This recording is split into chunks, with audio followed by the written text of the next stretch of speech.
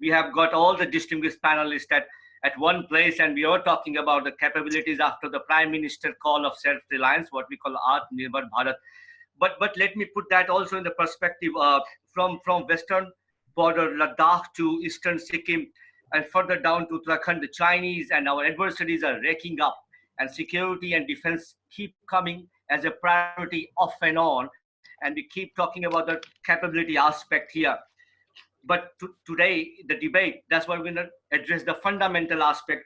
What are the hindrances are there, obstacles are there, and the recent call for the prime ministers, we talk about the fundamental elements. Say some of the projects delayed, DPP 2020, FDI from 49 to 74%. So these fundamental questions we will address. But we'll also, let me point it out, and let me put that in a perspective. From the Air Force perspective, we are down to 30 squadron. Our MMRC 2A is still not in the track. LCA Tejas Mark 1A 83, which gets inducted in the squadron by the 2025. Coming back to the Army, FRCV, our two critical projects, FRCV and FICV, are still far away. And coming back to Navy, of course, Navy has done some progress, but still our critical project P-75I and multi-role helicopters are still far away. So we'll start the debate now fundamentally, and we talk about, based on the Prime Minister message, are we seizing the momentum now? And this is the time. We start with the panelist Jayant Patil. He's a vice president, senior executive, and also whole-time board member. General Asthana is a veteran. He's a global security expert. Rajiv Mehrotra is a leading telecommunication legend. He has been there in the telecom world for a long time. A security expert is very important, and also he's a MD and founding director of Shyam and VNL Telecom. So start with Jayant Patil. Sir, tell me, how does Prime Minister message make a difference now in this scenario when COVID is there? Our defense budget is also seems to be faltering on the lower side. Could you start the debate now? The Prime Minister's message, and in fact, just after the Prime Minister's message, we heard the Finance Minister come out with those 5 packages, and the 4th package actually had good amount of inputs on what would happen in defense.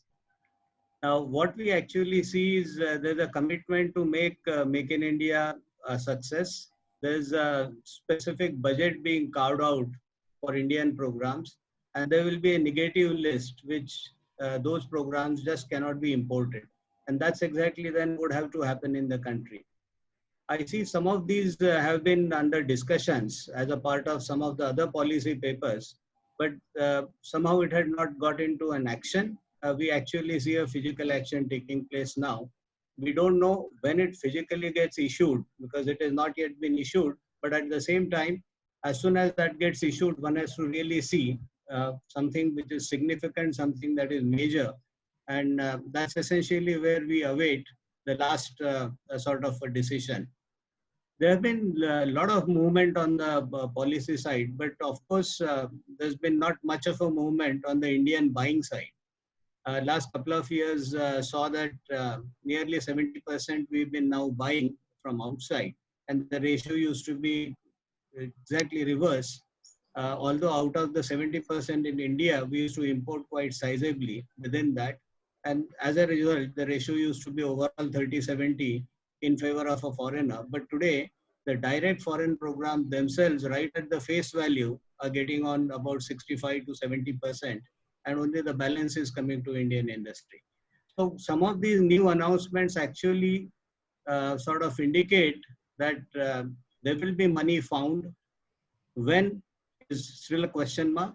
There will be programs which will not be imported. They will start happening within the country. And we await some of those announcements to really come in. Thank you, Mr. Patil. Back to now, I would like to introduce a very distinguished panel, Chief Air Marshal, Vice Chief Shashi, a former Vice Chief of Indian Air Force, and also a very expert in the industry collaboration. Sir, what is the scenario now?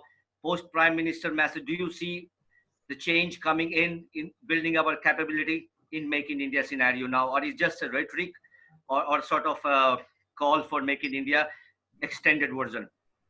It's certainly not rhetoric. In fact, I must compliment the government, Prime Minister particularly, who has turned an adverse situation to our advantage.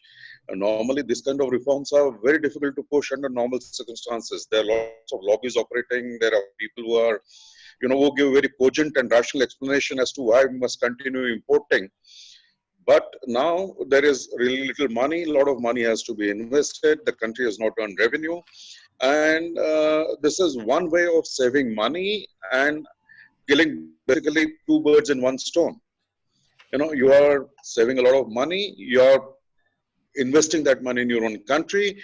You are giving freedom to your entrepreneurs here. Now, I was in uniform for quite some time now. I'm like Jayant, I'm also an entrepreneur. And I look at this as a golden opportunity. If we don't deliver now, it is not the government's fault. It's the fault of the industry. You look at the new DPP that has come in. Okay, earlier there were backdoor entries through JVs and through, saying that the intellectual capital is here, more than 60% IP is with us, and therefore it becomes Make in India. All those things have disappeared. Now there is a very distinct category of goods, that is Indian design and develop. And once this is done, then you will find that this backdoor entries for foreign companies through collaboration and JVs, that will also stop. And genuine development will take place here. And this new rule regarding, if something is being produced in India, you can't just import it. That rule has to be understood in its spirit. Tomorrow, let's say we are buying a missile, and Jayant in L&T decides that he has got the wherewithal to make a missile. And he puts his money where his mouth is, and he makes a missile, and it goes to the government and says, please test it. The government can't refuse to test. And if that missile passes the test, government can't refuse to buy. They can't buy that kind of a missile from anywhere else. Earlier, there were many loopholes. Earlier, the testing itself was such a convoluted process, particularly for the army, where you had to test at different locations and different time zones with different seasons. Okay, all that thing has been sorted out. And now it's an open field for us. And now we've got to prove our worth. We have to make complete systems here. We have to make sure that we identify each weapon, each system that is being imported, and see in what manner we can indigenize it. And this list which says that if that equipment is being made in India, it can't be imported, that list is only going to expand. Air Marshal Shishirdev, again, coming back to DPP. My name is Shirish. My name is Shirish. Sorry to interrupt you. It's not Shishir. No, I said Shirish. Okay, apology for that. So, Air Marshal Shishirdev, you back to the DPP 2020. Every time I go to DPP, I get through 8 clauses and sub-clauses, IDDM. It looks, for me, it's alphabetical soup of an investment. It seems like a certificate. But there have been some changes, yes. For example, the Make Global provision. But even we talk about the FDI from 49% to 74%, there's a security clearance attached to that. Yes. And then the FDI has not materialized so far. And for the last 5 years, it's just about 1,800 crore of FDI we have received. How do you look at such contradictions? It is more than me. Jayant should be able to explain. See, every company outside, they are worried about the bottom line. Okay, because you made FDI 70% to expect people to come here and start investing. Okay, that will not work. It will work only in case it benefits them. Okay, so you have to see if that company is making its money by having a joint venture here. Yes, they will come and invest here. You don't have to sort of induce them to come here. You remove other bottlenecks like red tape, clearances, quick clearances. You do that, and that company not only that company who is investing here, they also want to know if the partner that you are having this JV with or collaboration with, that partner should not have too many difficulties. The difficulties can start from anything, from your pollution license. That will just not give you pollution license. The state government can cause a lot of problems to an entrepreneur for an FDA and for a JV. That we should make sure that while we are allowing 70% FDI, the other partner with whom they can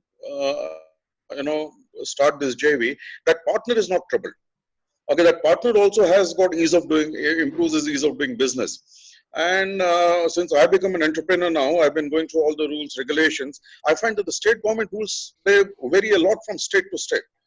Okay, it's not only the capital expense of putting up a factory there, starting with your running expenses. Like electricity in Maharashtra is 7 rupees a unit.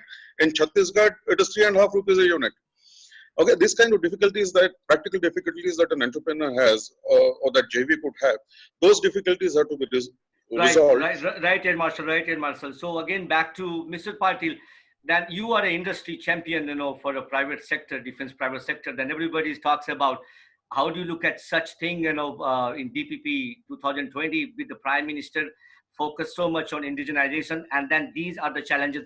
Why did we need another make global sub clause in the DPP just to add a certificate to the whole system? Why can't we make it simple, easy to understand for investor to come in and for a partner to engage with in our defense procurement system, which is already so much complex, 700 pages there. How do you look at?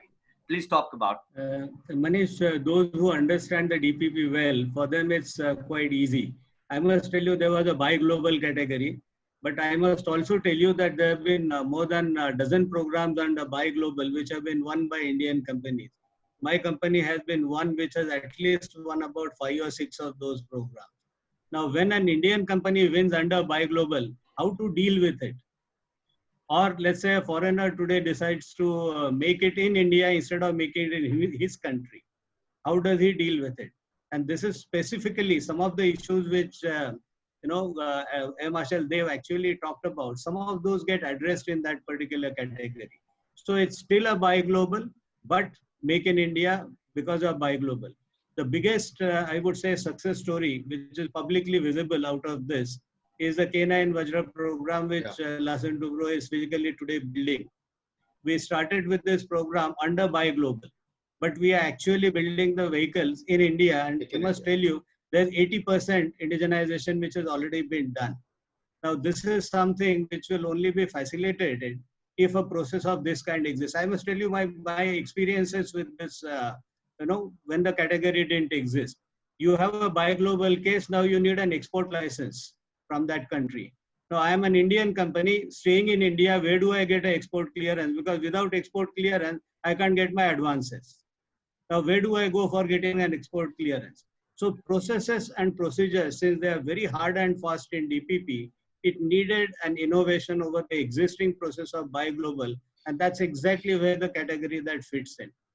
Next point on this specific categories, this is something which I believe, if there are major programs which are going to be under that category, we see that Buy Global is today the last category of acquisition.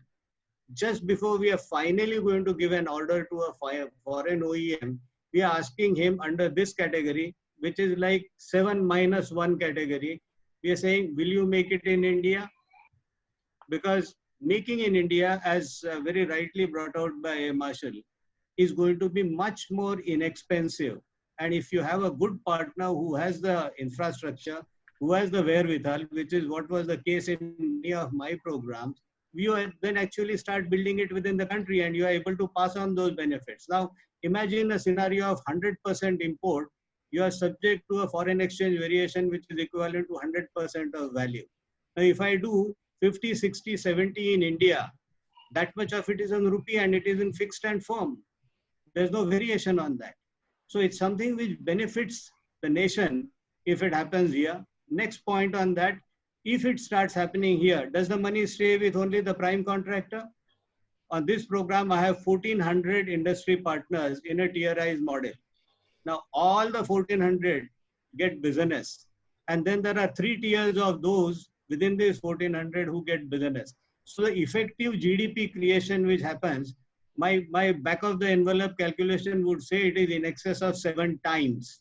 So if you have $1 billion program which is under some of these categories that is physically being produced in India, you have $7 billion of contribution to the GDP. And that's a game changer. And this is where some of the existing contracts where the success stories have come into existence, there was a need felt that if this can be done by Indian industry, why not have a specific, before we give it to a foreigner, which in any case is the last category and priority, why not ask him to do it here? That's exactly where the category fits in. Right, agreed. General Asthana, he Yeah. has a 40 years of distinguished career in the Indian Army, and he takes our Indian perspective to across the world. But now back here to the fundamental, General Asthana, and of course, Yeah. one of the big ticket reform what we're expecting is the ordnance factory, board, and then it has been corporatized. First of all, what difference does it will make to our defense industry? And is it a significant steps?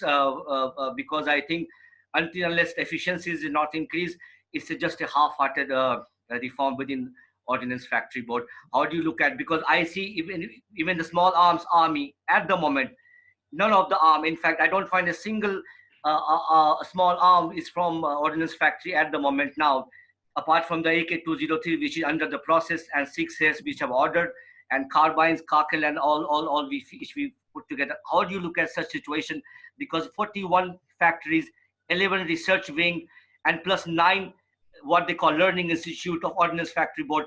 Are the taxpayer getting their money in terms of building defense capability? This is a question to you, General Asthana. How do you look at such situation now?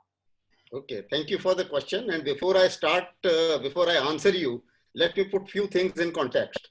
I heard both the panelists. DPP 2020 is still a draft. And therefore, all your suggestions can still be accommodated, and they need to be flagged and perhaps put it to the government. And I think there can be a review as far as it is not yet rolled out. Number two, COVID-19 has taught us one very good lesson, that you have to be self-reliant. And this is across the board. Even Americans, when they found that for minor things they were not self-reliant, they found a major problem. So self-reliance is very important. We were the second highest importers of defense industry. This is not a very good tag. I don't like this tag. And therefore, we just need to challenge our industry to come up and produce. Now I come to the corporatization and the question, specific question which you asked me. Firstly, the Ordnance Factory Board and these 41 ordnance factories, they have been enjoying the protectionist status. They have not been delivering efficiently, and the excuses which they had been giving are something like, okay, in war, what will happen? I am there for war. Secondly, my overheads are there, and things of that sort. But today, with the corporatization, firstly, it is not privatization, it is not being sold out. In corporatization, what it means is that they will be accountable, they will have more autonomy, but they will be made accountable. They will be something like a PSU, and they will have to deliver. And when it comes to testing, when it comes to they will have to compete with the other corporate industries.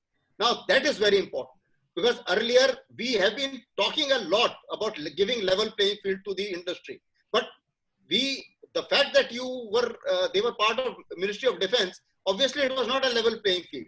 So this had to be done. And I appreciate that there is going to be fair amount of opposition in terms of the labor reforms, because they have gone on a strike against this proposition. But the fact is, whether strike or not, we have to do this change, and we have to be competitive.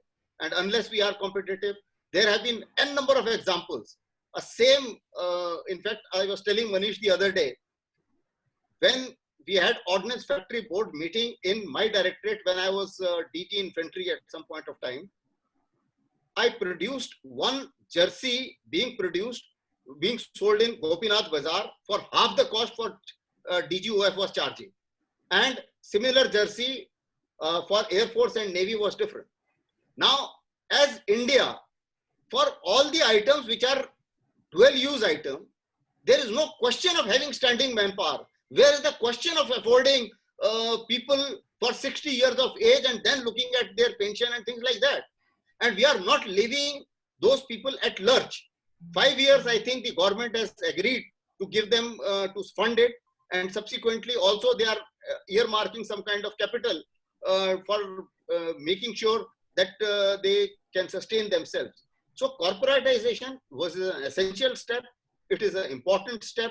And I think it will bring everybody on a level playing field. And as users, we were also used to crib that we are getting substandard material and at a much higher cost. And therefore our defense budget is also suffering. So considering all these facts, I think these are I totally agree what the government is doing. Corporatization was certainly a requirement, and it was not only thought of today. I was also part of one of the reforms under General Shamsher Mehta for the logistics, and in that also we had asked and written in no uncertain terms that we need corporatization of the base workshops. Imagine we had 10% EME, the highest technical qualified manpower in the world, the second highest after railways. And our Vijayant tank, Jagga will bear with me, passed out without upgradation. Now, how can such a manpower be wasted like that? We can't afford it. And therefore, all these measures which have been announced, I think I welcome all these measures, and hopefully they will be a much this thing. I'll stop here and take my turn later. For next right. So great, General Asthana, and back to our 13 lakh strong Indian Army, Lieutenant General R.K. Jagga, who is just recently, he was helm of the affair of DGMF, a very key wing within Indian Army, which is about the Director General Mechanized Forces. One of the key critical two projects which is hanging, as far as I know, for a couple of years, and which is so definitive towards the Indian Army. I don't think that this decade, apart from Kenya and Vajra, a bit Larsen and Toubro and South Korean collaboration, there has been any major acquisition or development capability build up within the Indian Army. How do you look at such situation, Lieutenant General R.K. Jagga? Question to you: how does Indian Army build a capability while our adversary Chinese have made the gap much wider in terms of technology? Good evening to everybody. I've heard all three speakers so far. As far as the gap between India and China is concerned, it's well known. Their economy has been growing at a very, very fast rate. They have used, I would say, they have leveraged themselves very well. When they imported from Russia or from any other country, they've used their, I would say, the intelligence also. They've gone for reverse engineering. So I think we should be, I would like to get into why the technological gap between India and China is there, because all of us know why it is there. I think what is more important for us is why we have not progressed. Yeah, it is a perspective I put it to you, of course. Self-reliance. And like, General Asthana was also talking, and Marshal, Mr. Patil has been very, very positive. The biggest problem is that Ministry of Defense, can it give a level playing field to private industry? My question is that, all these DDPs we've seen from 2003 onwards to 2020. What we want to see, what is the fine print? The DPSUs, we may say anything, they are part of Ministry of Defense. Ordnance Factory, they are part of Ministry of Defense. DRDO, part of Ministry of Defense. So it's like my own child. I will always look towards them more than the private industry. So that is the first part. We have to give level playing field. So should they be part of the Ministry of Defense? That's one more question we have to look into. DRDO is doing its own R&D. Ordnance Factory is doing its separate R&D. The left doesn't know what the right is doing. We have to collaborate, be it private industry along with all these three. Look, whatever we may talk about ordnance factories, corporatization may happen, will happen, but how it's going to happen? Will those corporate board be allowed to close the factories which are loss making? We are buying Ashok Leyland. From Ashok Leyland, there's somebody assembling it within India. Is it the right thing to do? The cost is going up. So these are the issues which I think the government has to address. And that's what I'm saying, the fine print on how it is going to be implemented. That is the mute point. Indian industry has got the capability. If they don't have the capability, they'll get it from abroad. They will reverse engineer. But they should be sure that there will be somebody who will buy it. It shouldn't happen that they've prepared something, they've made a component, they've made something which they can bring it to the Indian Armed Forces, and it gets caught in the red tape. But Lieutenant General Jagga, just to interrupt you, then why the half-hearted reform within Ordnance Factory Board? With all those 41, 11, and 9 organization, huge capital bank, huge land bank. Why are we not using it now when we have the resources crunch? We have the COVID scenario. This reform is. How do you look at such reform? You think there is a progress? Manish, I would just say that like Marshal, this is the right time. The government has actually taken steps because of COVID-19. Otherwise, probably these measures would have come a little late. It's politics. It's power centers. We all know it. Nobody wants to leave the powers. There are huge interests involved. And I'm sure the government knows it. The people who want to make a difference, who want to bring a change, they also know it. So I'm sure if all like-minded people, right kind of people who want to make India self-reliant, if all of us get together, I see no reason. It'll be slow. Right. I can assure you. Slow. Right. So, General Danga, if you talk specific to the FICV, the Future Infantry Combat Vehicle Program, which is so critical, and we talk to absolutely to make it an indigenization. That's word is often used. Where we are now at the moment, you had been the helm of affair until very recently, and also there's a huge contradiction in FRCV, which come back to the later. First an FICV and Make in India concept on that. As far as FICV is concerned, I think it kept changing because of the change in DPPs. Initially, it was Make One. We worked on it for not many years. A lot of hard work was put in, I would say, by the DGMF forces, my hierarchy at that time, and also the Ministry of Defense. But as we moved in and DPP 2016 came, so there was a change in thought process that should be going for Make 2. After all, there's so much of money involved, and the number of players increased. The moment it was that people can go who are not being selected, everybody gets to know everything. You may say that everything is confidential and secret. So there were people who said, why you want to go in for Make 1, we are ready to do Make 2. So all these, things started happening, and it was decided that let's go in for Make 2. And I would say, yes, it's a slow process. It's a slow progress, but FICV will happen.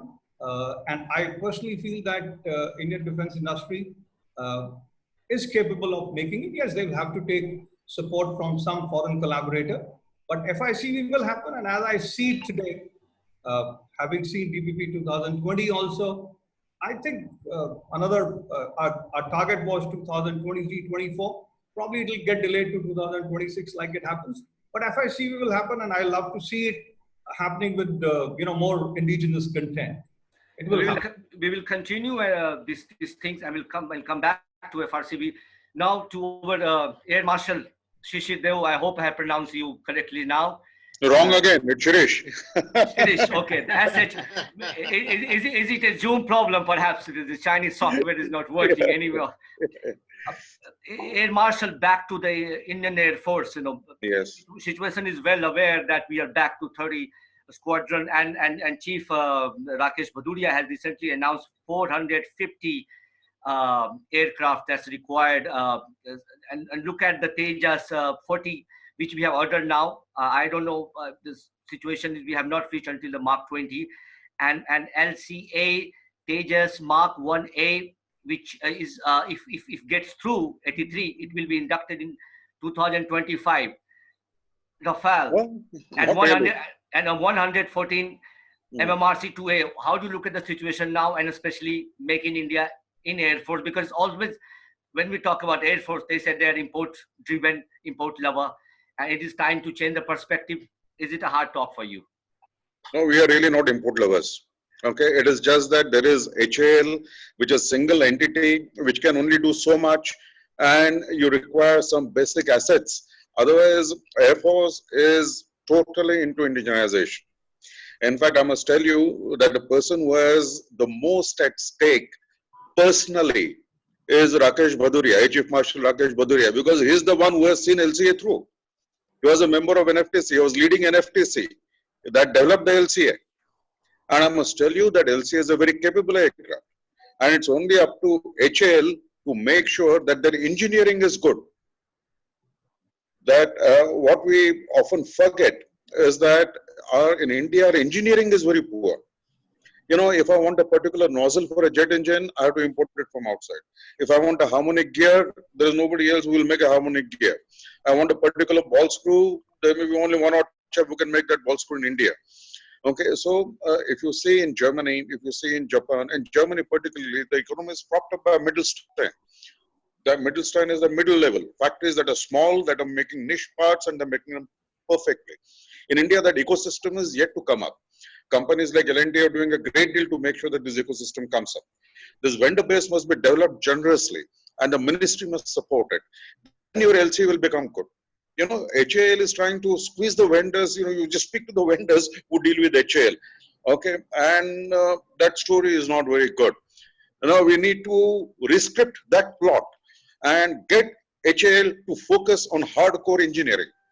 Okay, I was so pleasantly surprised when I flew Tejas. Before flying the Tejas, I had wrong ideas about the Tejas. It is such a sweet aircraft and such a capable aircraft. When you're in the cockpit, you as a pilot, okay, it's a totally pilot's aircraft. It's got great systems. Okay, but then when you're doing the walk around, you'll see signs of poor engineering. That is HAL's fault. HAL must rectify that. Unless you rectify that, you can't be a good aviation manufacturer. Then second thing that I feel about Tejas is that manufacturing. Tejas can be manufactured quickly. Okay, a company like L&T, if you give them a big contract and you tell them that 60% of the Tejas, particularly airframe, is to be manufactured very quickly, I'm sure they will step up to it. Okay, look at the Tatas. We're doing it for other countries. We're making a Chinook airframe here. What is the problem with the Tejas airframe? What is the problem with the composite airframe? Look at, I have happened to see Jayant's composite facility. Okay, it's state of the art. Okay, you look at my composite facility. My composite facility, I'm a small startup, but still it's state of the art. So there is nothing that we can't do. Right, I'm aware of Tejas composite material is one of the high benchmark yes. And make it very lightweight. Yes, not only that, don't forget the fly-by-wire system. Okay, we keep cursing DRDO, we keep saying that the DRDO doesn't do things well, but what we have done on the Tejas fly-by-wire system, it is such a sweet system and not a single problem with that system.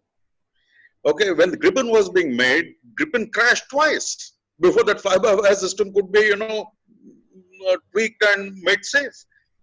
Okay, there's not a single incident on Tejas. But agree, Air Marshal, but still less than 20 FOC standard Tejas yeah, so far. I agree with you that there has been a delay in FOC. Okay, I agree with you. And a lot of that delay, from what I know on the ground, is because of, very, very, very small, trivial reasons. Something, this is not available, that is not available, the trolley is not there, some people have been posted out, some people are coming here. Okay, so HAL needs to step up to it. And HAL has to be asked, no excuses, just make sure that the aircraft are delivered. So I understand HAL is the same position as we have in DRDO, the single agency responsible for creating ecosystem. You talked about ecosystem, everybody talks about ecosystem. I know aircraft, manufacturing aircraft of even a medium weight is a complex. We just joined by our regional chief and chairman, Dr. Annurag Batra. Welcome, sir. Welcome to the discussion. While we continue. On this, I'd stay on mute. I just want to listen. So back to Ed Marshal Deo. And then we talk about some of the fundamental question now. Recently, CDS talked about we will not import. We'll focus everything in Make in India, especially and that reference also given to MMRC 2A114. At the same time, Chief has talked about international collaboration. What is ambiguity so far? Why can't we address? There are many options, Manish. There are many options. Okay, there are many options where. Sir, let me complete the point. If you say around the world, for example, we have a Tempest program.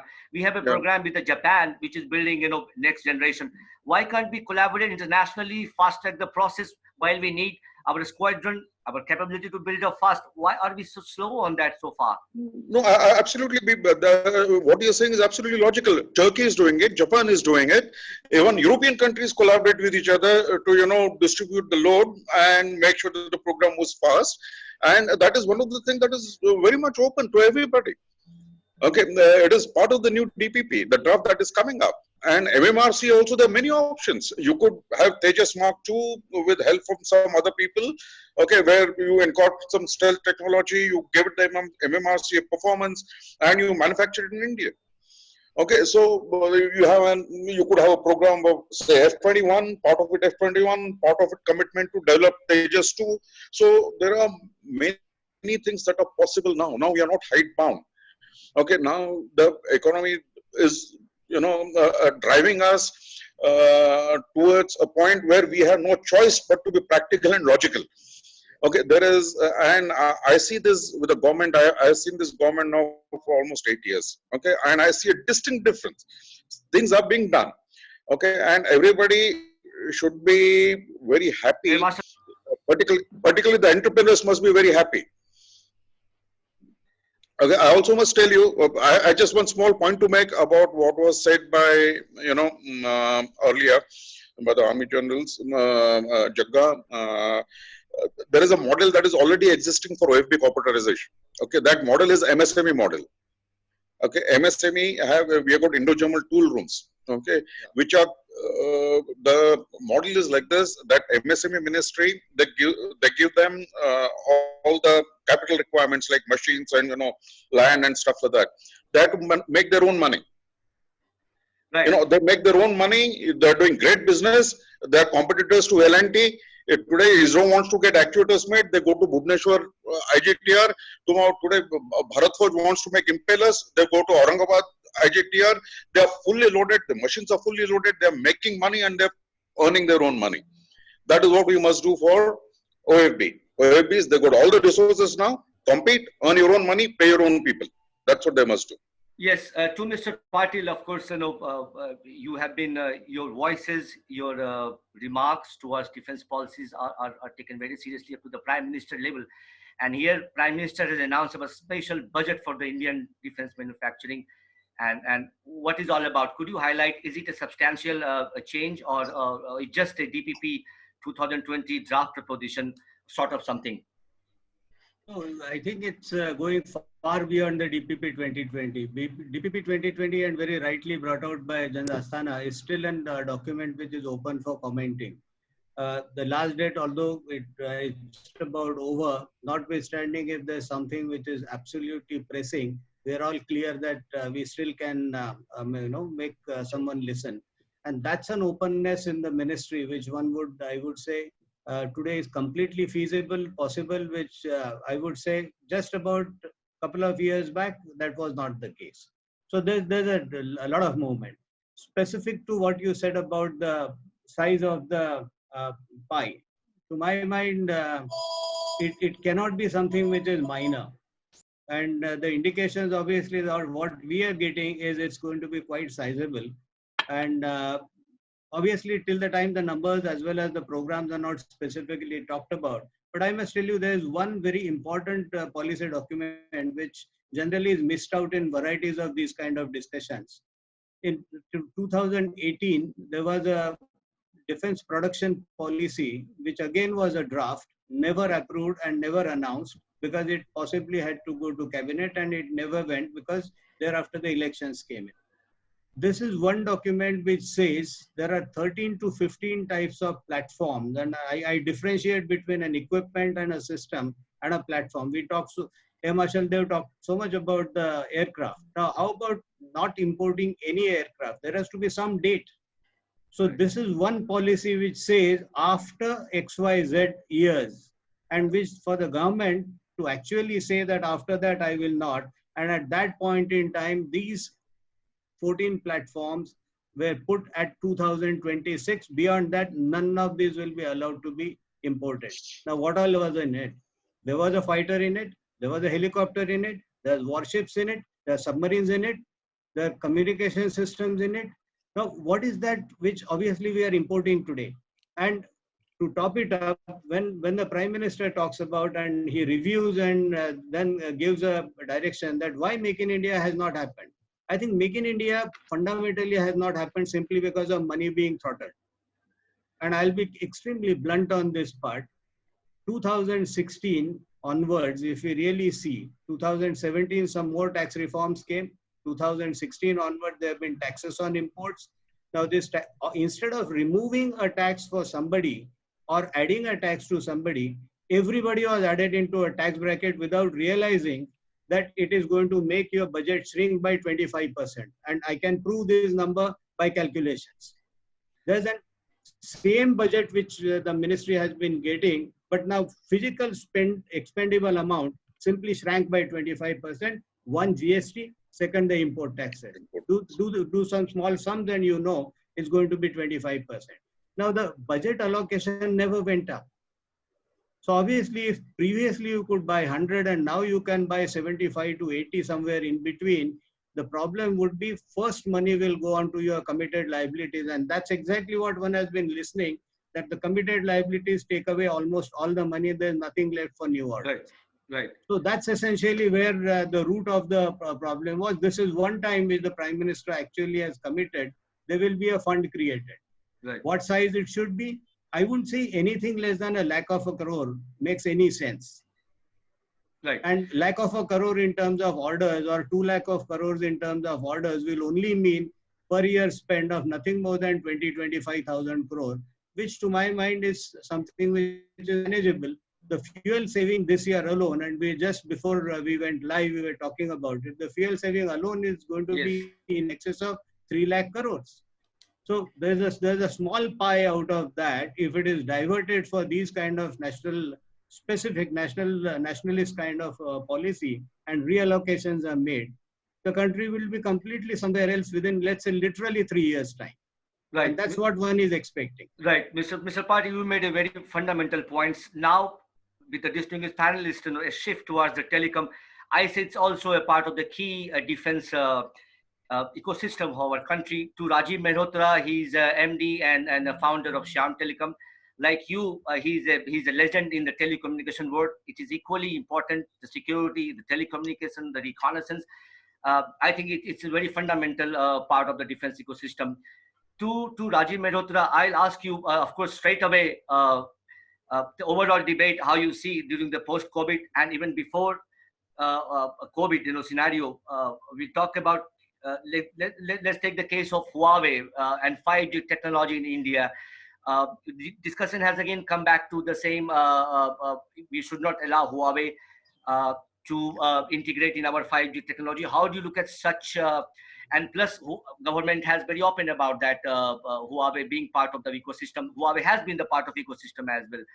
How do you look at such military security aspect and Huawei coming into the picture? Because I think in the technology, they are the cheapest if you compare to other European, or for the matter, even Nokia, what they makes it. So it's a straight question to you, and how challenging it is the scenario now.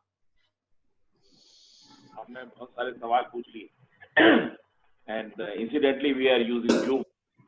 तो एक तो हमें differentiate नहीं करना चाहिए और discriminate नहीं करना चाहिए, whether it is Huawei और Ericsson and Nokia. ये नहीं है कि एक से दुश्मनी और बाकी आपके भाई लगते हैं, ऐसा कुछ नहीं है. जब तक आप खुद नहीं होंगे तब तक कुछ नहीं हो सकता. Using a gun of your enemy is not a problem because it is your finger on the trigger. But using the telecom and ICT systems of anybody for that matter, it's not. I mean, we all talk of security. But Mr. Mehrotra, telecommunication is the heart of our security. Military uses, government uses that. I'm coming there only. You don't share. I mean, none of us share our phones with our spouses because it has our heart and brain both. So telecom system XYZ किसी का भी हो वो dangerous है, हमारा ही होना चाहिए. और एक चीज जो कि कॉमन है, and I have certain points to make, if you permit me. Of course, please go ahead. एक सबके दिमाग में ये कीड़ा घुसा हुआ है कि we want the best, we want good. Best is the enemy of good. और बेस्ट की वजह से ही डिफेंस सर्विसेज फोर्सेस को इतनी नुकसान हो रहा है. And they buy something at 3 or 4 times the cost because they are just crazy about the best. And there is this status quo and foreign. आप जितनी भी बात होती है उन सब में आप दो चीजें, एक चीज ओपन है, दूसरी उसके पीछे है छुपी हुई. And that's why we are in this situation कि सबको फॉरेन से बड़ा लगाव है. बायर जो है उसको, with all due respect to the the defence people here, उनको फॉरेन में सारा इंटरेस्ट आएगा। और जिम्मेवारी तो आर्मी की, नेवी, एयरफोर्स की थी कि अपना डेवलप करवाते, वो तो इन्होंने करा नहीं। स्पेसिफिकेशन ये वो बनाते हैं जो कि हो नहीं सकते, स्पेसिफिकेशन ये डिस्कस नहीं करते, पब्लिश नहीं करते, इंडियन इंडस्ट्री के संग बैठ के नहीं बनाते, और बाद में हर चीज के लिए कहते हैं कि जब फील्ड में टेस्ट कर लेंगे। भाई फील्ड में तो आप मैनिपुलेट करोगे, और ये इसमें कोई छुपाने की बात नहीं है, इससे रियलिटी है। तो and then the behind that is a group which wants कि स्टेटस को शुड बी मेंटेन, क्योंकि उनकी रोजी रोटी उससे चलती है, उस स्टेटस को से, चाहे वो ऑर्डिनेंस फैक्ट्री है या कोई और है, या पीएसयू है, डिफेंस पीएसयू। डिफेंस पीएसयू जो माल आर्मी को देती है, डिफेंस को देती है, वो जो कमर्शियली हम लोग दे सकते हैं उससे बहुत बेटर वो दुगनी ढाई गुनी कीमत पे देती है, और टाइम भी 3 गुना लेती है। और उसके बाद लेती क्या है, वो भी सामान सारा बाहर से इंपोर्ट करती है। एंड लाइव एग्जांपल है कि एयरपोर्ट की जो एयरफील्ड की जो दी गई थी पेरीमीटर इंट्रूजन का सिस्टम, वो बेल को दे दिया गया भाई नॉमिनेशन, उन्होंने 2.5 गुनी कीमत में काम किया, वो भी 3 साल के बाद, और सारा इंपोर्टेड है, उसमें सिर्फ उनका एनएमएस उनका है। तो हम किसकी इंडस्ट्री चला रहे हैं, किसका चला रहे हैं? देन एक सिचुएशन है बहुत बड़ा कि इंडिजिनस का नाम लिया जाता है। बड़ी सिंपल सी पॉलिसी होनी चाहिए। आईडीडीएम में 6 कैटेगरी बना रखी है, 500 पेज है, कोई आदमी उसको समझ नहीं सकता जो कोई काम करना चाहे। अब जो आईडीडीएम डीपीपी 2020 है, हमारा सजेशन है उसमें सिर्फ 2 होनी चाहिए कैटेगरी, एक जो कि इंडियन किसी ने बनाई है, या दूसरी कोई बाहर से करके कर रहा है। जब आप 6 कैटेगरी देखते हैं, you look at this, it's not a suspicion, it's a fact कि यार किसी को, हर एक किसी ने सोचा मैं इसको यहाँ एडजस्ट कर दूंगा, इसको यहाँ एडजस्ट कर दूंगा। यार कोई 6 कैटेगरी थोड़ी होती है, सिक्के के 2 पहलू होते हैं। मतलब इस 6 कैटेगरी ऑफ डीपीपी अभी आपको कभी रिजल्ट नहीं मिले, ना मिलेंगे। और अगर आप देखें कोई बड़ा प्रिक्योरमेंट भी नहीं होगा। क्यों नहीं होगा? क्योंकि जो भी कोई देखता है ना, वो कहता है ये है क्या, कोई करके एक जगह चला जाएगा, दूसरी जगह से पास हो जाएगा, तीसरी जगह से, चौथी जगह जाके रुक जाएगा वो, क्योंकि डजंट मेक सेंस। FICB की बात करी और सबकी, एक बात इसको बुरा मत मानिएगा, ये फैक्ट ऑफ लाइफ है। आर पार की लड़ाई तो कभी होगी नहीं, मुश्किल से होगी तो 4-5 किलोमीटर तक जाने की। और अगर आप ग्लोबली देखें तो कोई नया टैंक नहीं बना रहा, रशिया ने जो करा टैंक FICB कितने चाहिए, क्या चाहिए, रिक्वायरमेंट है प्रेसिजन एम्यूनिशन की, लॉइटरिंग एम्यूनिशन की, टारगेटेड लॉन्ग रेंज मिसाइल जो कि कर रहे हैं। लॉइटरिंग एम्यूनिशन हम नहीं बना रहे हैं प्रेसिजन स्ट्राइक के लिए। परेशानी जो है, जो सारा थिएटर है वो रह गया है मुश्किल से 2-2.5 किलोमीटर रेडियस का। And we have given it a name, lilac. Lilac stands for low intensity local area conflict, that's what we are suffering. तो उसमें जो कमांडर बैठा है उसको अपने 4-5 किलोमीटर रेडियस के अंदर सब कुछ चाहिए। ही नीड्स सर्विलेंस चाहिए, उसको इंटेलिजेंस चाहिए, रिकॉयनेंस चाहिए, उसको उस तरीके के टूल चाहिए, उस तरीके का कम्युनिकेशन सिस्टम चाहिए, एंड सारी डिस्ट्रीब्यूटेड चीज है। And 99% of the war nowadays is of intelligence war. Cyber की वार है, रेडियो वेव्स की वार है।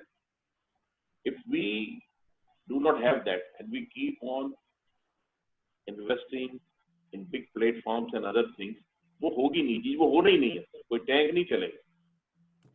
और another thing which we have noticed, and this is a pain, the army, I'm saying army because a lot of interaction we had with them, 21वीं शताब्दी में 20वीं शताब्दी के स्पेसिफिकेशन वो कहते हैं बैकवर्ड इंटीग्रेशन होना चाहिए। राइट। मतलब हम कर क्या रहे हैं, it cost you 3 times the cost to make an equipment which should be backward compatible, right, and it is much cheaper. Now I'll come to telecommunication and ICT के ऊपर, and mainly communication and ISR. All our telecom equipment is either from one defense PSU or from second one, which are again totally imported. The only they put their sticker on that. There was this program, it's still a program, software defined radio, and they want to make a standards which Americans are using. They say we want SCA. SCA तो यार American system है, आप अपना करो ना। Mr. Rajiv, Mr. Rajiv, of course, you made a very point. Just, I'll interrupt you for a while. I would like to again introduce our chairman and editor-in-chief, Dr. Annurag Batra. He's like defense for him. He feels like he's not been a No, part I'm of a student. Manish, but don't build me up. I am a student. I don't know enough. Okay, first let me. Unfortunately, I couldn't listen to the whole piece because I've been attending other initiatives that we're doing. But of course, I understand about business economy, entrepreneurship, and a bit about defense. I'm not a deep domain expert or a player like you. I also want to bring in an expert who understands public policy, and someone I have to bring. Mr. Siddharth Zarabi, he's our guest editor today. He's a policy expert. He's a senior editor and journalist. Can we also have Mr. Zarabi on screen? Thank you so much, Dr. Batra. And, so Mr. Zarabi, why don't you ask a question? I only want to ask one question, is that, will you see in the short term and the medium term, this policy actually getting implemented? So will you actually see investments in Indian defense in the next 6 months actualizing? That's my only question, because execution and implementation is everything. Policy is great. And Mr. Zarabi, you wanted to ask a question. This is an area you follow a lot. I think that is a very good point that you have raised, because if we use 2014 as a cutoff year and do a total tally of the FDI that has come into Indian defense on a greenfield or even a brownfield basis, minus the Rafale acquisition, which is a government-to-government deal, and there are certain spin-offs that are arising out of it, offsets, you will see that the number has not responded to this government's consistent attempts to get foreign direct investment. We must give credit to the current government in the previous tenure and the most latest move, where FDI has been allowed in, but it is not translating into action. And therefore, my question is to Mr. Mehrotra on the panel. And I would also like to then get Mr. Patil to also answer that question, because I have heard him speak in the past as well. So I'll start with you, Mr. Mehrotra, very briefly. Whenever we speak to private companies interested in the defense space, they always say that there are no orders, or that the qualification criteria and the processes for getting large orders are extremely difficult still. When we speak to government, they say private sector companies do not have the competence and technology. What is the truth? Can you tell us? And just, Siddharth, just to build on what you said, Manish in July or August wrote a cover for us on defense, and it became the discussion of the defense, private sector defense CEO through FICCI went to meet the Defense Minister Rajnath Singh ji, and his cover story became where the payments are stuck. Whatever buying also happened, the money hasn't come in. Now, if that doesn't get the economic cycle to go, so just wanted to add to what you said. Yes, to Mr. Rajiv Mehrotra to answer, please. Yes, and then to Mr. Patil. To Mr. Mehrotra, please. I'll stick to only telecom and wireless communication and broadband communication for army and intelligence, surveillance and reconnaissance, which is connected again with wireless and other things and cameras and unattended ground sensors and all these things. Everything is with us. We don't have orders, number one.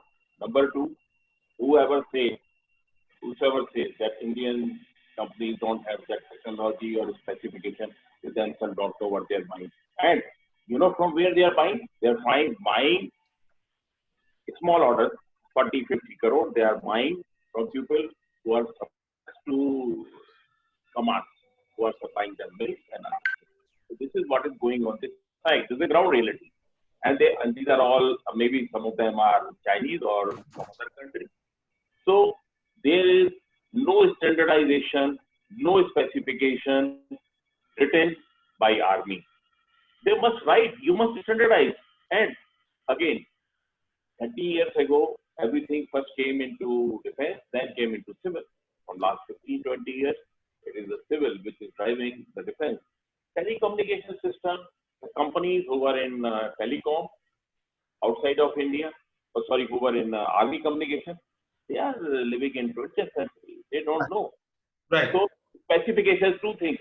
Specifications and standardization is required, open, and they should discuss with the Indian industry. And Indian industry means those whose headquarters is here, global headquarters is here, and who own the technology.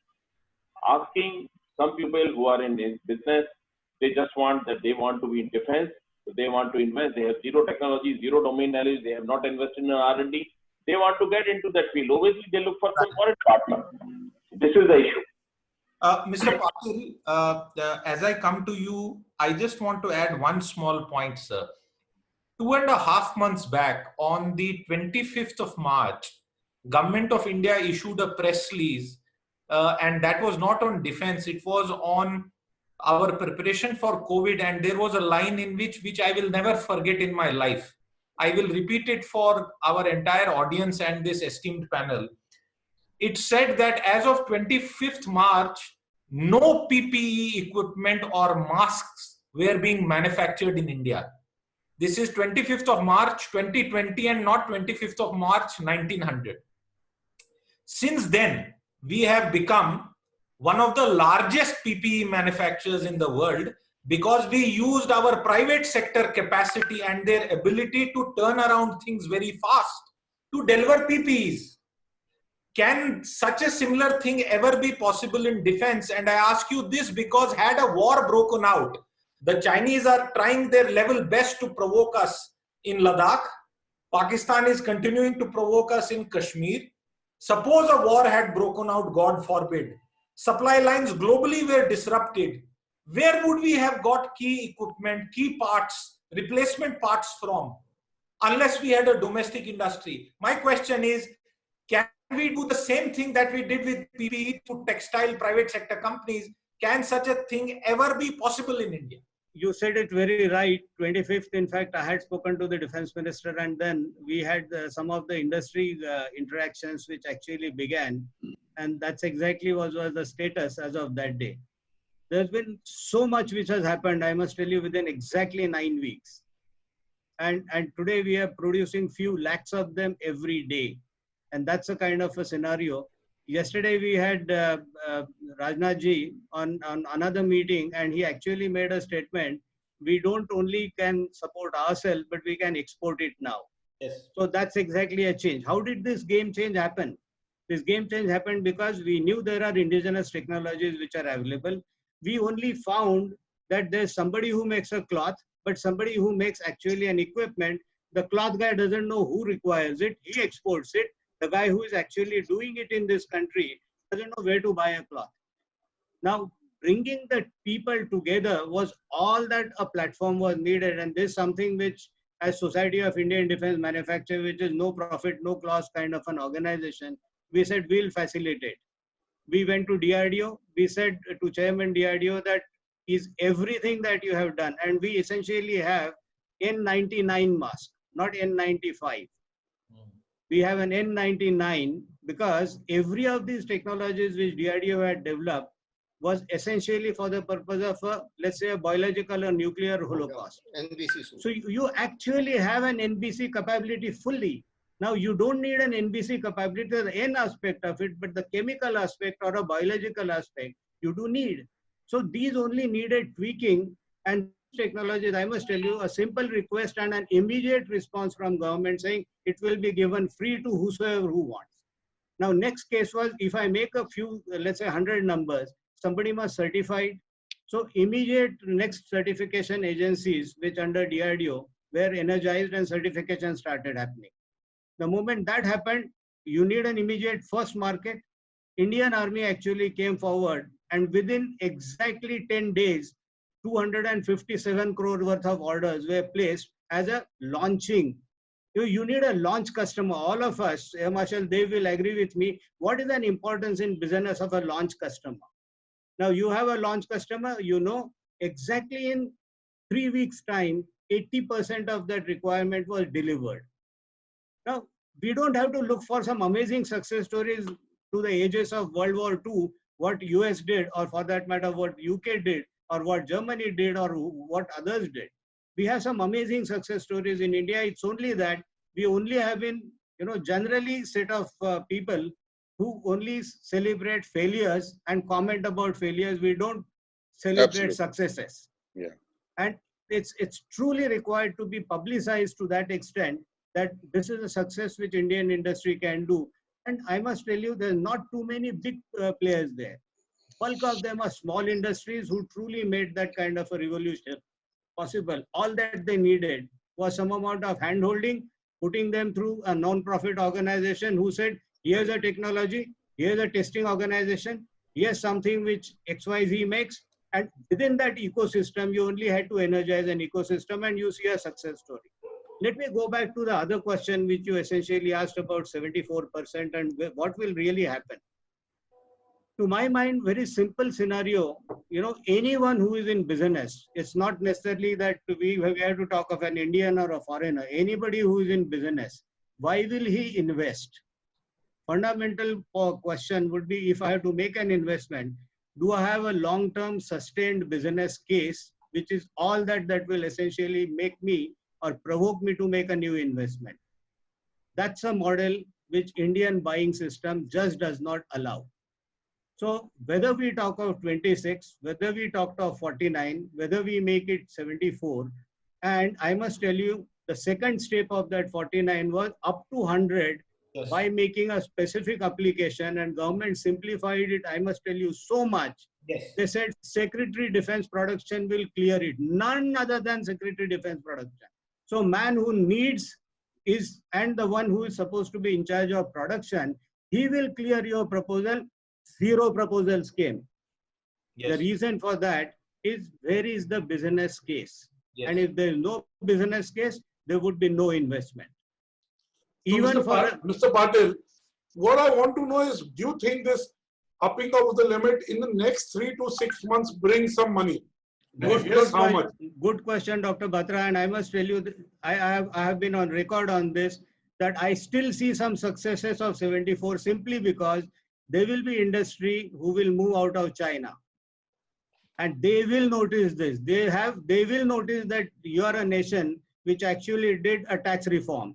You are a nation which simplified your taxes. Direct taxes have been cut, dramatically cut. If you are going to bring in fresh investment, it's only 15% bracket. It's half of what it was just before that date in October, November.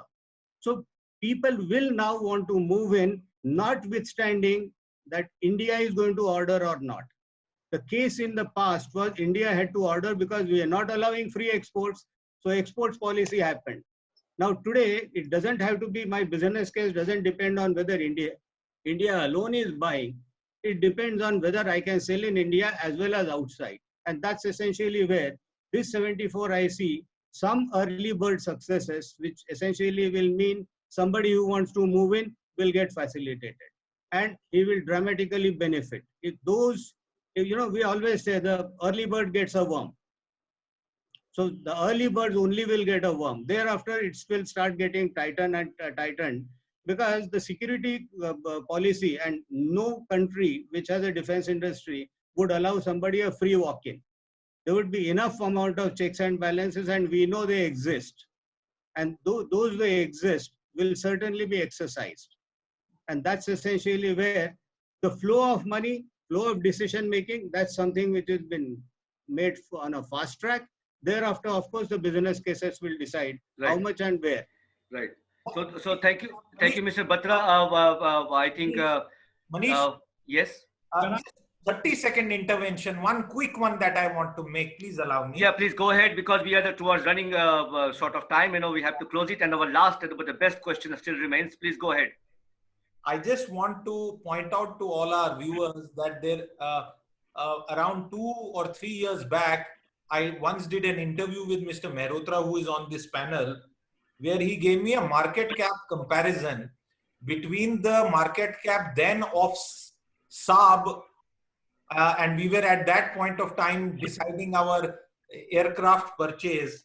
And I figured that for the amount that you would spend on purchasing a few dozen aircraft, you could have purchased Saab 10 times over. It was Right, just right. one intervention. I take your point, Mr. Zarabi, but the best and the most critical question remains still. I would like to point out to all the panelists, we talk about the capability. Mr. Rajiv Mehrotra will come back to this question again, but this is to all of you.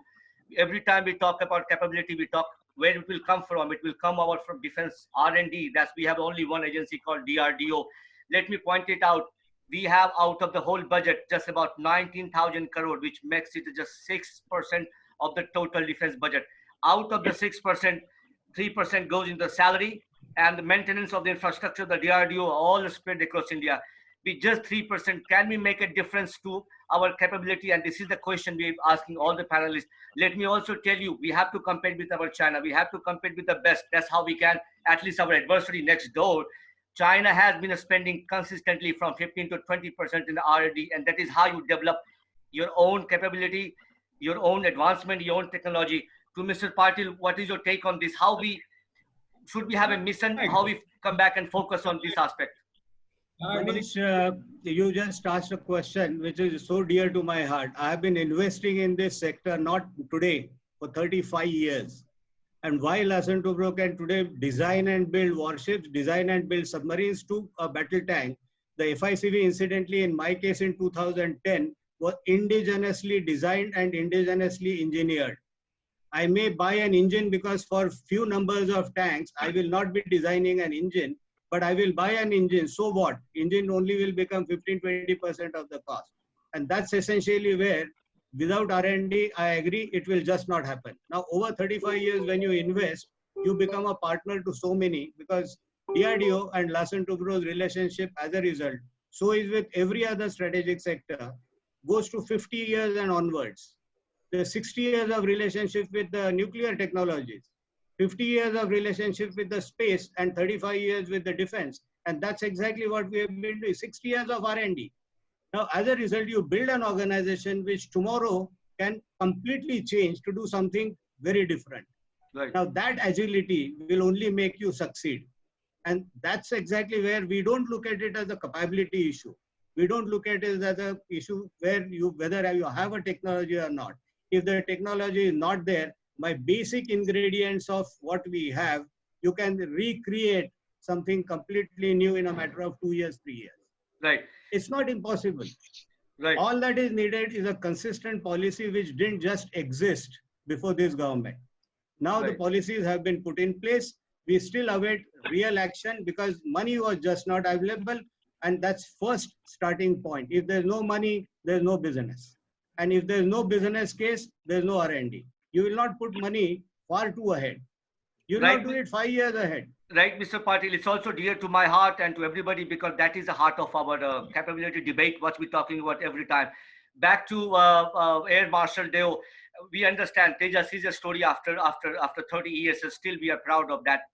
But what about the Kaveri engine? We have not produced. I know engine is also a complex, but how do you look at the DRDO and research capability? You have been watching very closely as the Vice Chief. Your comment will make a difference. Please go ahead.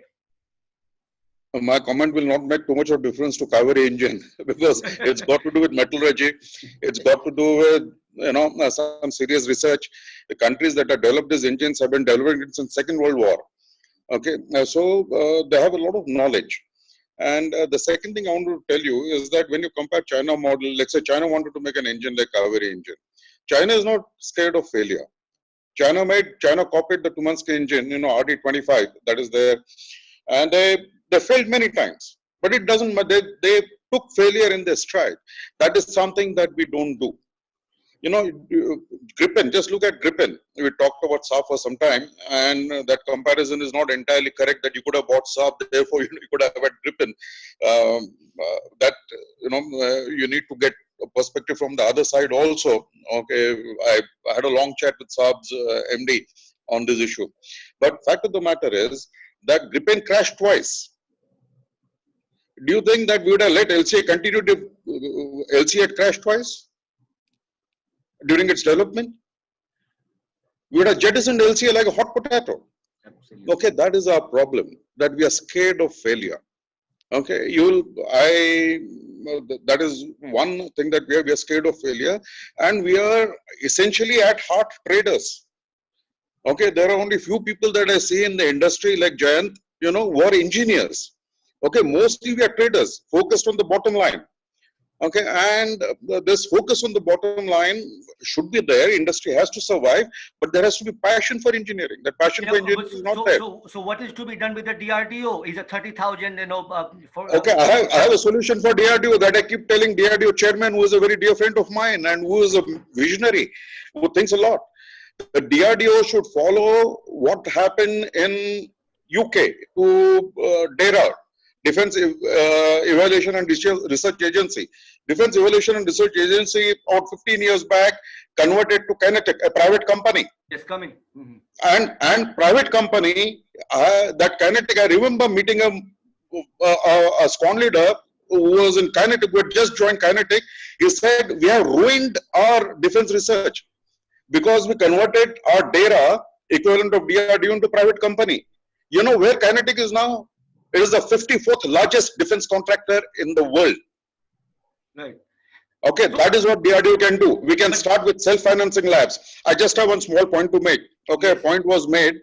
First thing, I would like to request industry not to get into tactical issues.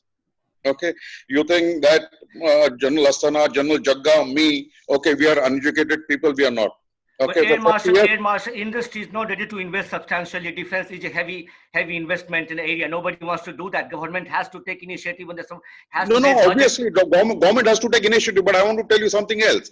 Industry should not start thinking for the war fighter. Okay, we are not in America where there are war fighters all along. In America, there are war fighters in the industry. In our industry, there are few war fighters. Okay, so just listen to the war fighter. Okay, listen to him explain. Okay, imbibe it and work together and get to where it is. And please don't run down DPSUs. Bharat Electronics Limited is one of the best DPSUs that is there. They are performing. They are delivering. I put all my money into having a partnership with Bharat Electronics. Okay, and I happen to be the person who decided that the perimeter contract should go to Bharat Electronics. Okay, and Navy had already given it. It's not that that influenced my decision, because I found that industry had a lot of problems. Industry couldn't support a perimeter defense system that didn't have the resources, that didn't have the knowledge. Right. So perfect. Yes, Air Marshal. I continue this question to Major General Shashi Asthana. I know your 40 years experience, your experience with Ordnance Factory and the research quality from DRDO and the budget issue.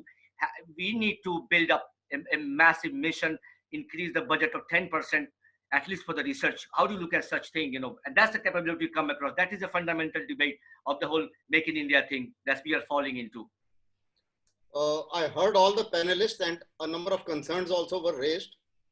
While I agree with a number of concerns, but I must clarify a few things which will answer the question as well. Firstly, no major power in the world has become a power by the government or PSUs or the defense manufacturing by the government. Private players are important and they cannot be wished away. And therefore, we have to create a climate for private players and private partnership. Number one.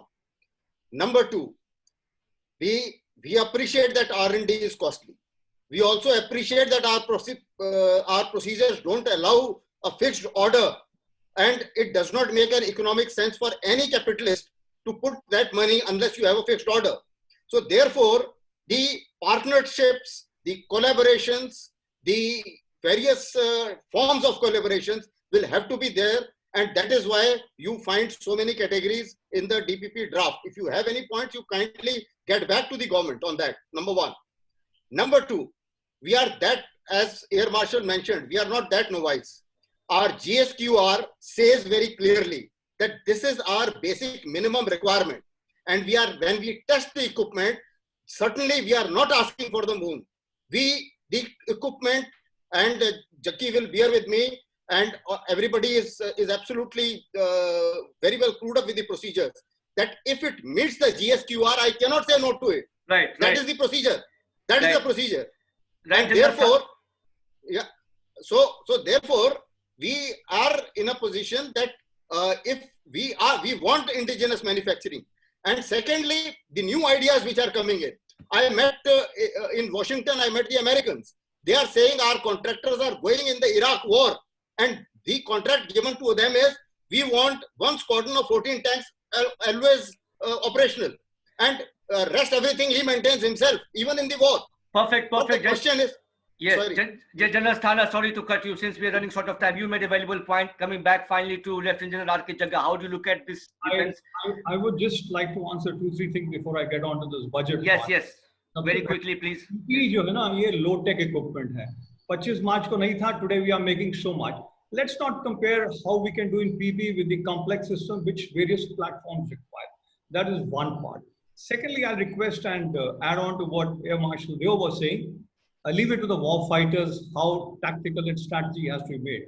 अगर आर-पार की लड़ाई नहीं होगी, वो इसलिए नहीं होगी because we got the platform, we got tanks, we got ICVs, we got aircraft. So we may say आर-पार की लड़ाई नहीं होगी, but नहीं होगी because of this. Third part about the budget. You see, we know this is what we have. We all say that 1.5% of GDP is not enough. Mr. Patil was saying कि भाई committed liabilities इतनी हैं. 74% FDI, people will come if they feel that they will get orders. अगर मेरे पास पैसा नहीं होगा खरीदने के लिए, तो why will somebody put in the money? So that is the crux. Perfect, perfect. So Lieutenant Jagga, you made a point. Now since we're also Facebook, I think we are some 2-3 lakh people and a lot of questions. There's a one question quick to Mr. Patil's Jonas Bhutia from Philip Capital to Mr. Patil. Do you expect the capital defense budget to see a steep increase over the next 3, 4, 5 years, like we have historically seen in sectors like roads and railway in the time of crisis? How do you look at the answer to Mr. Jonas Bhutia? I can only say you're asking me to do a crystal ball gazing. The frank answer is I don't know. All I know is today there's a specific commitment by the government. They will create a one-time kickoff kind of a extra kitty, and that's exactly where it is. Whether that keeps on getting replicated year on year, the condition of the economy will decide. Right. To Lieutenant General R.K. Jagga, there is a question I think Kashyap Gali has asked. Does corporatization of ordnance factory result in a halt in releasing orders? To Mr. Jagga, quickly, please. Can you repeat the question? Yeah, does corporatization of ordnance factory result in a halt in releasing orders? I think corporatization of ordnance is required. It should be done. There are various models available. And I would say ordnance factories have got the experience. They have the infrastructure. They can do a lot. They have to give an autonomy to perform. And once they are given this autonomy, I think ordnance factories will perform. Perfect. To Mr. Rajiv, I think somebody, Gaurav Agrawal, is asking, what are the opportunity for industry like us who manufacture many sheet metal products, cables and shelters for the industry like telecom and railways? If you have to comment, Rajiv Mehrotra, please. I just want to, 2-3 things I want to clarify. Number one, we don't need any FDI. We have the technology, we have the facility, we have the capacity, capability, everything. We don't need any FDI. Number two, I'm just limiting myself to only telecom and surveillance. The specifications are never published, never given in tender. This is, Major General Sir, about other things I don't know. We have gone through this. It's a very funny, I mean, there is zero specification. That's the thing in telecom. And that's why maybe we have such a poor telecom network and they use mobile for this. Our buying of telecom products is at 3 times than what is possible from Indian sources. So we don't get the orders, or get the orders, they don't discuss. So until unless, and Major General have said, and you also said, until unless the Army and Air Force, they engage the industry and work with them as partners, not as vendors, not as suppliers, because you are the only one. They are more close to foreigners than Indians. You may feel bad, but this is the fact. What we have gone through, we are sharing that. Right. Unless they engage, and the same thing for the gentleman who asked the question. All these things, entire capability is there, technology is there, zero money is required, only orders are required, and agree to the specification before you come out with the tender. That's it. Right. From Mihir Viswas, failed to understand why can't we emulate ISRO model in DRDO. It is close to the aerospace, and again DRDO back to, so to Air Marshal Deo, what you like to talk about. Why can't we emulate ISRO model? Why can't we focus and produce something remarkable for our defense sector, for the fighter plane, something like that? This is a question, please. I can tell you that in case of ISRO, because we exactly partner ISRO now for beyond 50 years. And that's essentially where we have seen it very, very closely. ISRO is someone who started virtually with scientific books and created every of their product in-house. If I draw a parallel, identical parallel exists in defense. The segments in which it exists does not get talked because they are in the top secret category. So in strategic defense, there is no capability India does not have. Yes. Every possible capability India has. Where we lack is where there is our buying system simply says, no, I cannot buy on anything based on knowledge or based on technology. It has to be L1 and it has to be through a competitive route. And I think that's exactly what has killed the tactical aspect of our war machinery. Strategic aspect is completely indigenous, completely built with our own knowledge and our own technologies. And that is something which is there. And there's so many programs in this country which actually will show you that. Right. Scenario is, it has not happened in the every other aspect. And I'm one who championing saying, anyway, our buying system cannot make a decision within 5 years. So if you decide not to buy anything and say all this I'm going to buy from within the country, people will develop it in that time and deliver it to you within that 5 years. And that's exactly what in terms of policy direction one needs to do. And I call it उपवास. हिंदी तो हम सब लोग समझते हैं, उपवास क्यों करते हैं हम लोग? हमने decide करना है कि for few years we are not going to buy. We'll simply make that money and opportunities available to industry. Industry will deliver. Perfectly, Mr. Patil. Back to Mr. Deo. So, Air Marshal Deo, could you conclude? Shall we seize the moment now? And it is time to seize the moment when we have the crisis. Can we make in India a success story now in the real terms? Your concluding remarks, please. Manish, I have seized the moment. I have retired, nothing to my name. I set up an industry. I intend making cruise missiles and guided weapons, and gave a run for his money to Jayant. Okay, because he also is welcome, Air Marshal. Yes, indeed. So I'm putting my money where my mouth is.